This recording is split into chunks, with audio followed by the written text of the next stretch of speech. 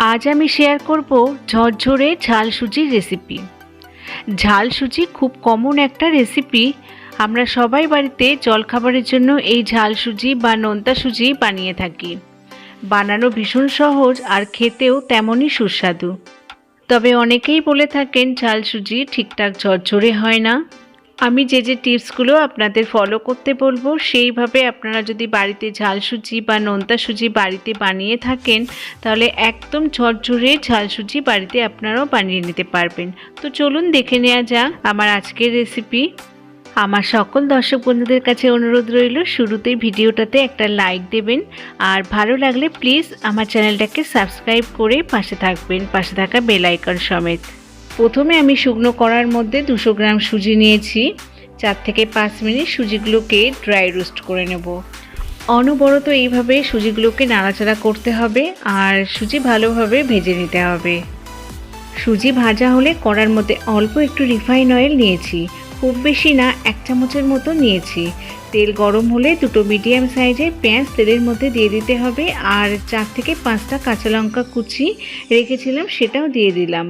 এবার আমি এর মধ্যে দিচ্ছি ডুমো করে কেটে রাখা আলু আর গাজর।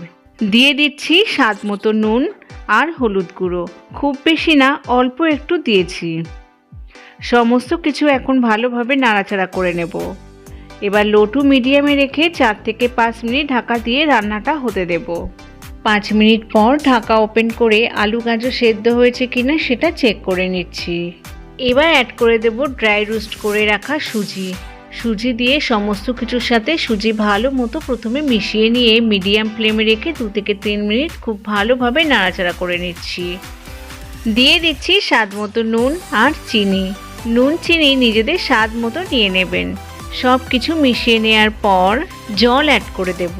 আমি এখানে 2 কাপ পরিমাণে সুজির জন্য 2 কাপের থেকে সামান্য একটু বেশি জল অ্যাড করব। তবে সমস্ত জল একসঙ্গে অ্যাড না করে অল্প অল্প জল দিতে থাকবো আর এইভাবে নাড়তে থাকবো। গ্যাসের ফ্লেমটা রাখবো মিডিয়ামে। আপনারাও এইভাবে অল্প অল্প জল অ্যাড করতে থাকবেন আর ক্রমাগত নাড়াতে থাকবেন, তাহলে দেখবেন সুজিটা খুব সুন্দর ঝরঝরে তৈরি হবে। আপনারা দেখুন সুজিটা কিন্তু বেশ ঝরঝরে তৈরি হয়ে গেছে।